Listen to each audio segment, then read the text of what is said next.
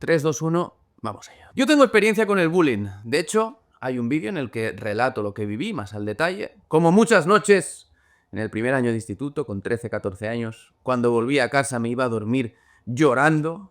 Le decía a mi madre, mamá, por favor, cámbiame de instituto. No me gusta nada, me pasa esto, lo otro, tal y cual. Fue complicado en su momento. Pero, en este vídeo, lo primero que os voy a pedir, que te pido a ti, es que te quites la idea del bullying de la cabeza. ¿Por qué? Porque si no, nos va a dificultar entender el fenómeno. Esto es fundamental. ¿Cuál es mi tesis? ¿Qué es lo que voy a desarrollar en este vídeo? Pues voy a hablar de la necesidad del bullying. Ah, Alberto, pero me has dicho que me quite la etiqueta de la cabeza y ahora la metes. Vale. Vamos a hablar de la necesidad, en ocasiones, de la contundencia, de la agresividad a nivel físico o psicológico dentro de un grupo. ¿Y por qué? ¿Por qué muchas veces el bullying es necesario, Alberto? Pues porque hay gente que no se adapta a los grupos. Hay gente, no solo es que no se adapte, sino que rompe la dinámica que hay, rompe la armonía del grupo. ¿Por qué? Porque son torpes, porque no se saben comunicar, porque no respetan, no entienden ni consciente ni subconscientemente las jerarquías que se dan, porque se ríen a destiempo, porque quieren ser el centro de atención y no aportan nada, son histriónicos quizás, o excesivamente narcisistas. ¿Y qué es lo que hace el grupo? Pues se lo deja saber. Y si son adolescentes, este mensaje muchas veces se lanza de manera física. Eso lo ve un profesor y dice ¡bullying! Muy mal. Vamos a examinar a ver qué es lo que está pasando. Vamos a ver el fenómeno, pero es importante. De nuevo, aunque use la palabra, te voy a pedir que quites las etiquetas que tenemos en la cabeza. ¿Por qué? Porque la imagen que hay a nivel subconsciente en nuestra mente cuando nos hablan de bullying es la del grande pegándole al pequeño. No vales nada. Yo te agredo porque soy más fuerte que tú y porque me gusta atacarte. Toma, plas. Bueno. Vamos a ver qué es lo que está pasando. El bullying es más natural y necesario en muchas ocasiones de lo que la gente piensa. ¿Qué es lo que se da muchas veces? Pues bueno, hay un niño que por la razón que sea no adquiere, no aprende, no desarrolla esa habilidad de comunicación en grupo, no respeta, no entiende las dinámicas sociales, quizás es demasiado agresivo, y así, pues bueno, va creciendo poco a poco, a lo mejor porque está muy protegido, mimado, por la razón que sea, porque se cría o crece sin una figura paterna que regule esos patrones de agresividad, como nos indican las investigaciones. ¿Y qué es lo que pasa? Pues que llega al instituto, tiene 15 años, y esa agresividad que no ha sido regulada cuando era un niño, ¡pam!, se encuentra de frente con alguien que hace ¡plas! ¿Hasta qué has llegado? Y eso luego un profesor desde fuera dice ¡bullying! Claro, hay que entender, hay que ver lo que está pasando. O a lo mejor no, a lo mejor en el instituto esto no se da, pero este chico pues va creciendo, pues y por la razón que sea tiene 20, 25 años y empieza a recibir de alguna manera cierto tipo de acoso, no físico, porque hoy en día el acoso a nivel físico, una vez uno se hace adulto, pues no es común, pero empieza a recibir pues algún tipo de crítica o tiene problemas para encajar en los grupos y demás. Esto obviamente depende del caso. No siempre es así. No siempre cualquier acoso, cualquier ataque está justificado. Esto ya lo sabemos. Hay gente que directamente ve a alguien débil y pues bueno, tiene ciertos rasgos psicopáticos o sádicos o narcisistas, lo que sea, y ¡bam!, ataca sin dudar. Intenta hacer sentir mal a la otra persona, pues bueno, por sus carencias, inseguridades a nivel interno, porque quizás no le han puesto a tiempo +, en su sitio, puede ser. Estoy usando algunos gestos físicos porque, además de que ayudan a llamar la atención, yo no veo que la violencia tenga únicamente una expresión a nivel físico. La violencia también puede ser verbal y muchas veces es peor que la física. Muchas veces la actuación a nivel físico haría que no desembocasen y que no tuviésemos otros problemas gigantescos, porque las cosas se van acumulando dentro y después explotan. En fin, hay una chica con la que hace años, hace unos más de 10 años, tuvo una relación interesante, especial, podríamos decir. Luego ya, pues bueno, la cosa se terminó, lo que sea, hemos mantenido el contacto de vez en cuando, está en Tokio, se casó, ella, años después, tuvo una niña y después se divorció. Y esa niña está creciendo sin padre. Hace poco fui a verla, la verdad me alegré mucho, hace muchos años que no nos veíamos, que no hablábamos en persona, y conocí a su hija. y su hija le hace la vida imposible. Es una niña con una personalidad fuerte, activa, ligeramente agresiva. Ya hemos hablado de las dimensiones de la personalidad en psicología, algo tremendamente interesante, por cierto, y que te recomiendo que leas y que le eches un ojo a la agresividad, de la extroversión, el neuroticismo, muy interesante. Pero bueno, mi amiga tiene una niña que se ha criado sin padre, fundamentalmente, y que tiene una personalidad fuerte. Y tiene muchas veces rasgos de agresividad y es dominante. ¿Y qué es lo que hace muchas veces? Pues le lleva la contraria a su madre, se lo pone súper difícil, le contesta, tiene pataletas, no le hace ni santísimo caso. De hecho, me acuerdo que fuimos a cenar un día y también se trajo a su niña, a su hija. Se puso a pedir, pidió demasiado, más de lo que le había dicho su madre que pidiese. Luego le trajeron se puso muy nerviosa cuando le trajeron la comida y tiró el vaso.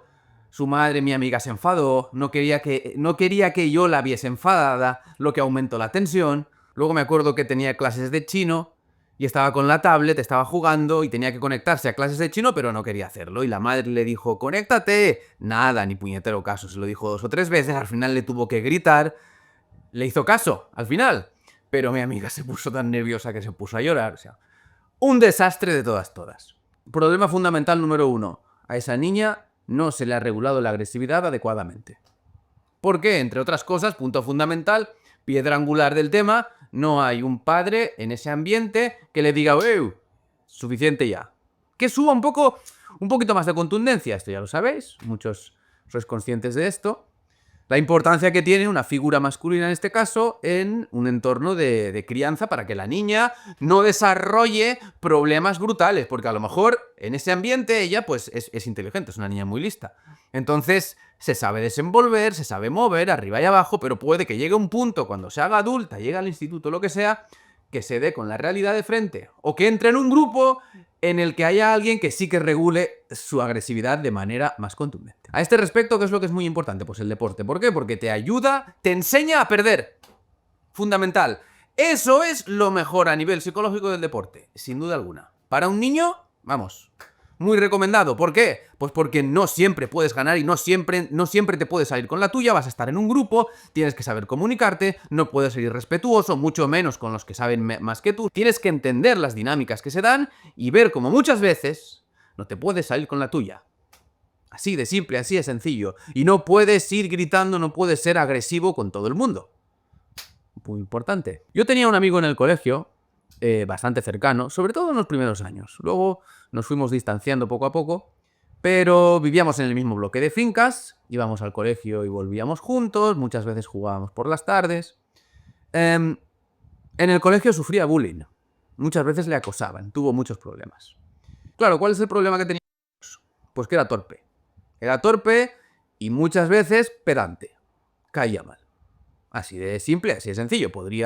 Tenía muchas cosas buenas, obviamente, el fondo era bueno y demás, pero claro, cuando tú hablas con una persona que es vanidosa o pedante, todo se suaviza y se simplifica si tú entiendes que simplemente a lo mejor es inseguridad o que la persona es torpe. Entonces, claro, una vez tú entiendes esto y lo ves, pues bueno, puedes hablar, aunque a veces te caiga mal, lo que sea, ya depende de ti. Si a lo mejor te cae demasiado mal, pues simplemente fuera, pero no te lo tomas personal porque ves que no es más que una fachada y cierta inseguridad y torpeza. Pero claro, en un mundo de niños esto no es así. Simplemente les vas a caer bien o mal. Y en función de eso te vas a adaptar mejor o peor al grupo. Se van a meter más o menos contigo. Así de simple, así de sencillo. Entonces, bueno, debido a esto, yo recuerdo cómo tuvo muchos problemas en el colegio y más tarde en el instituto también. ¿Por qué? Porque había muchos puntos en las dinámicas sociales que se dan en un grupo que él no entendía y que no respetaba. Y muchas veces contestaba de una manera que no tenía que hacerlo, o a lo mejor no respetaba a alguien que jerárquicamente estaba por encima de él y pues se reía a destiempo, o se metía con quien no debía. Por esto le surgieron muchos problemas. Entre ellos, que cuando los dos crecimos, nos hicimos más mayores, que yo tampoco era ningún santo, lo que pasó fue que al final yo también me distancié. Pero Alberto, tú sufriste bullying en el instituto, has comentado. ¿Qué es lo que pasó en tu caso? ¿Qué es lo que se dio? Muy fácil y muy sencillo. Que yo pasé de estar en el colegio muy arriba en la jerarquía, en la clase que teníamos, éramos los más mayores además del colegio, y estábamos arriba, y yo además estaba con el grupo de los populares, por así decirlo, y pasé de ahí a ser el más joven, a estar en la clase, en los más pequeños del instituto, y en la jerarquía, en lugar de estar arriba en la clase, estaba abajo. No abajo del todo, pero medio abajo. Y claro, pues esas cosas duelen. Pasar de ser popular y de todo lo que tú quieras en un colegio, pasar de ser popular a ser de los últimos de la cola, pues molesta mucho.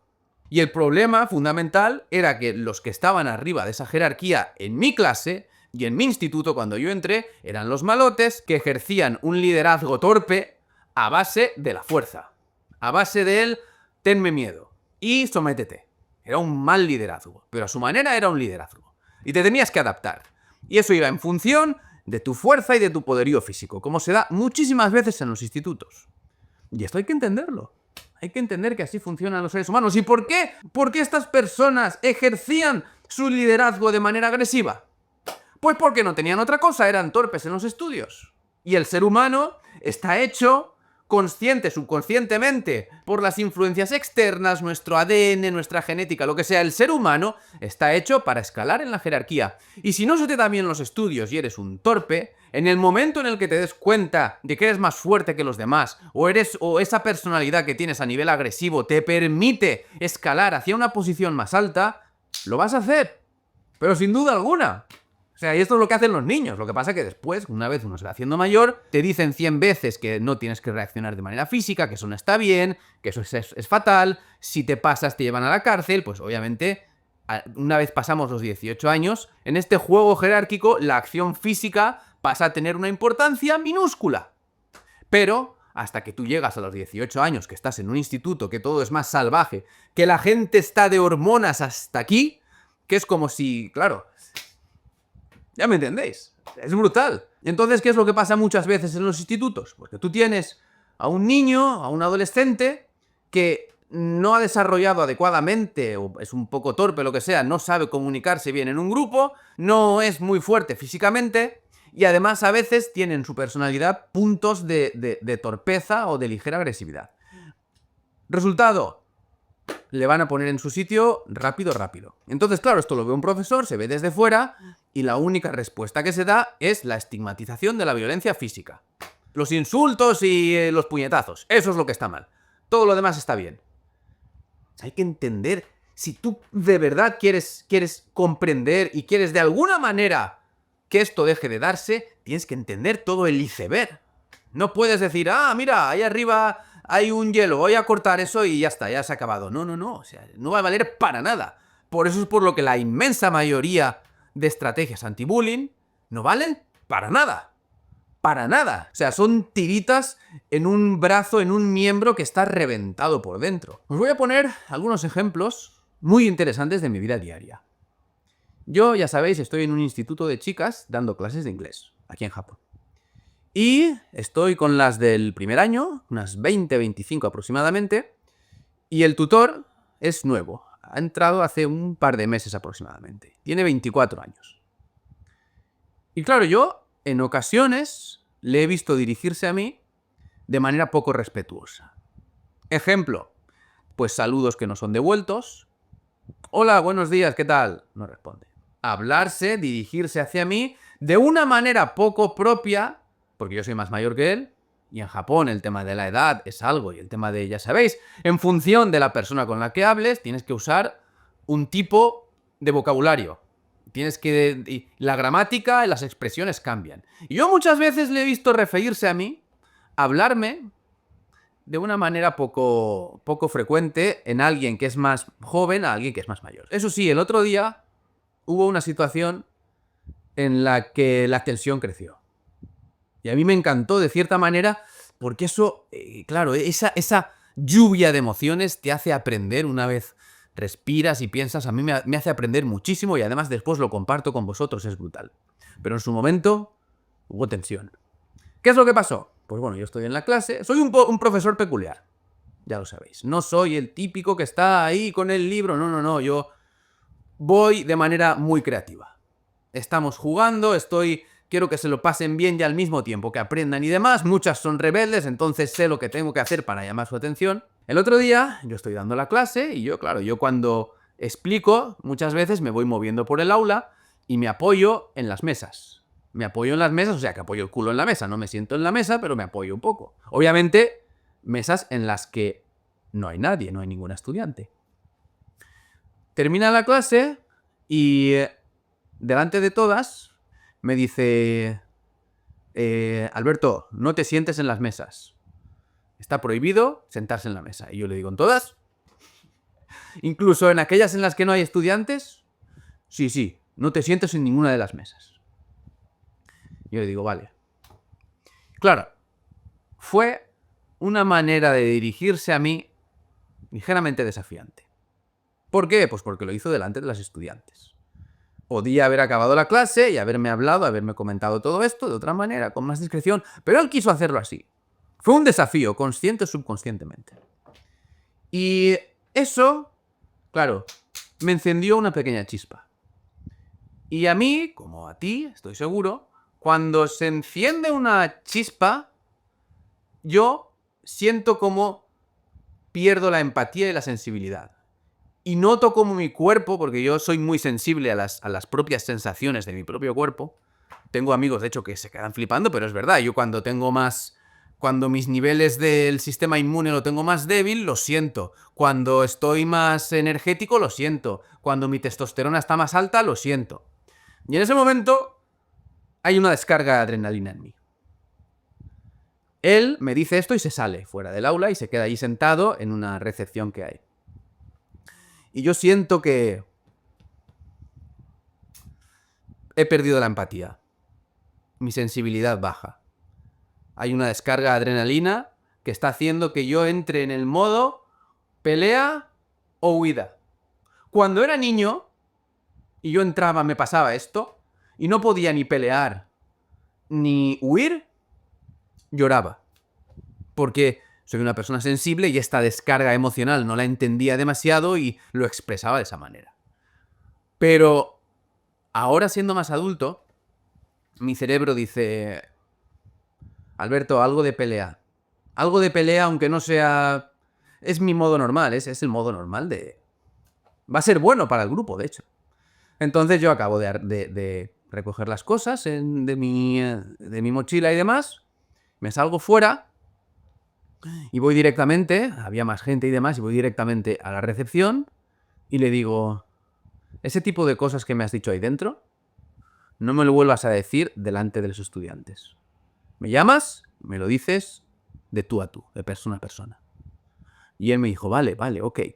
Tenía una expresión, esto le pasa a mucha gente, no se estaba riendo, pero tenía una expresión cuando yo me dirijo a alguien de esa manera. En esa circunstancia, quiero ver un poco de miedo en sus ojos. Y si no veo miedo, lo que mi cuerpo me pide es aumentar el nivel. ¿Por qué? Porque quiero ver a la otra persona asustada. Eso es lo que me pide el cuerpo. Obviamente, después de muchos años, es algo que he observado en mí mismo. Y ahora, claro, yo le vi, yo entiendo que hay gente que está tan poco acostumbrada a este tipo de circunstancias que, queriendo parecer tranquilo, está así. Y queriendo parecer relajado, está así. Pero no es que se esté riendo de ti, simplemente es que está tan poco acostumbrado a esto que no sabe cómo reaccionar. Y esto es lo que se me dio el otro día. Claro, en otras circunstancias, si estamos en un colegio, en un instituto, el riesgo de que yo acabe cruzándole la cara de un tortazo es muy alto. Muy alto. Incluso con el conocimiento que tengo ahora de este fenómeno de mí mismo. ¿Por qué? Porque yo entiendo que hay ocasiones en las que la acción física va a ser mucho mejor que la violencia. O sea, que la falta de acción física puede que desemboque en una violencia verbal o de otra manera que va a ser incluso mucho más tóxico. Por eso es por lo que hay veces en las que un bofetón a tiempo es algo positivo. Suena muy bruto y muy ordinario y lo que sea. Y hay gente que cuando escucha esto, automáticamente su mente se cierra. No. Tampoco quiero llevar esto al otro extremo. Porque hay muchas personas que enseguida dicen, sí, sí, aquí no sé qué, tal y cual. No, Fena, para el carro. No. Uno tiene que ser inteligente.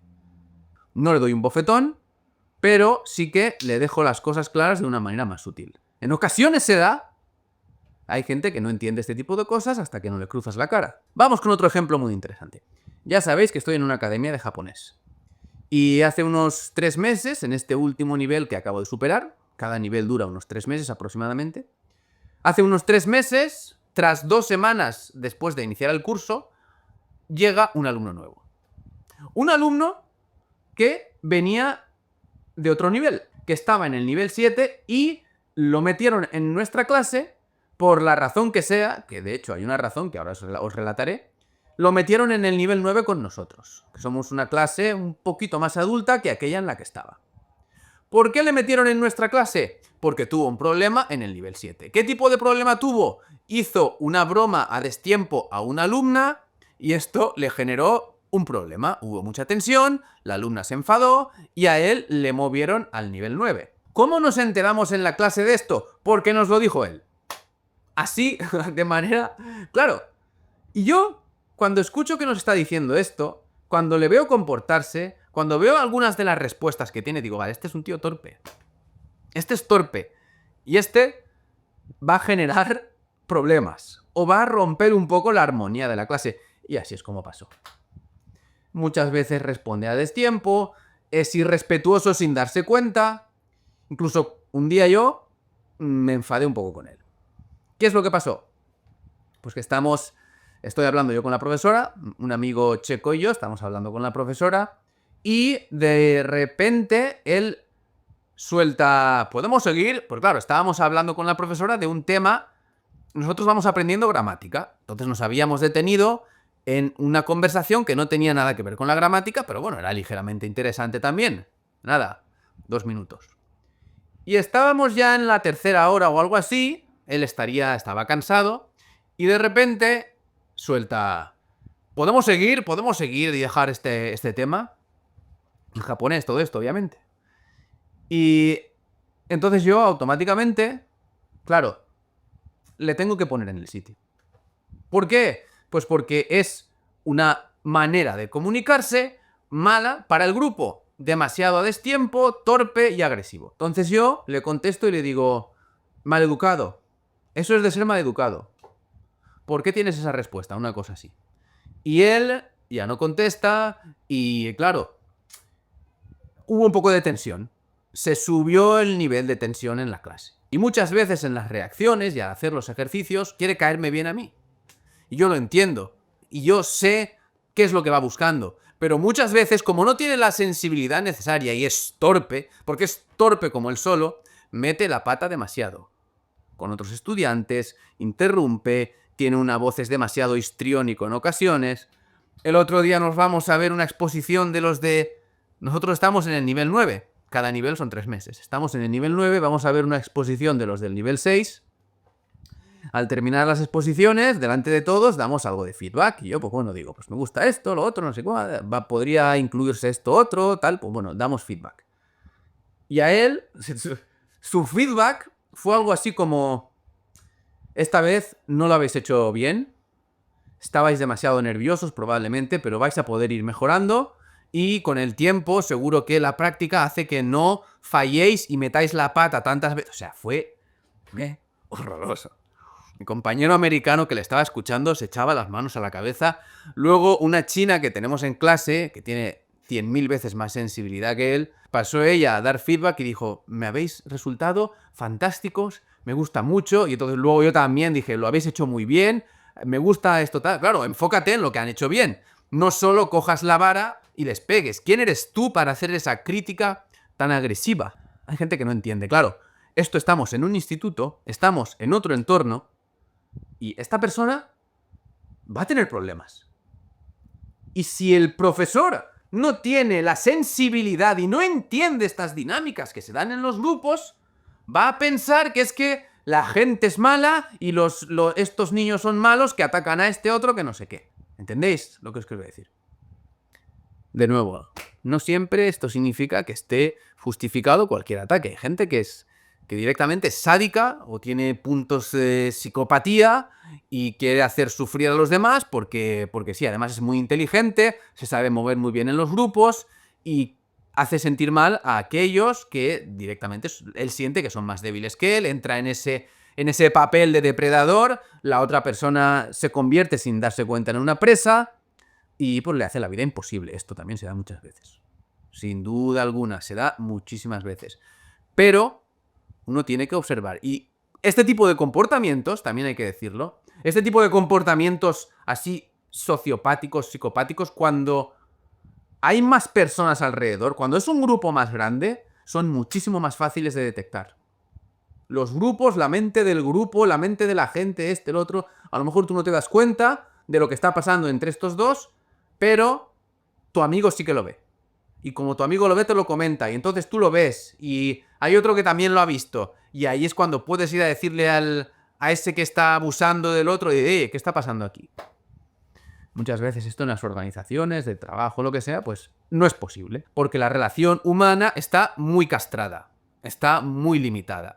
Son muchas veces, yo qué sé, interacción de tú a tú entre este jefe, este subordinado, directo, aquí, esto, lo otro, tal. No lo ve más gente, no hay otro...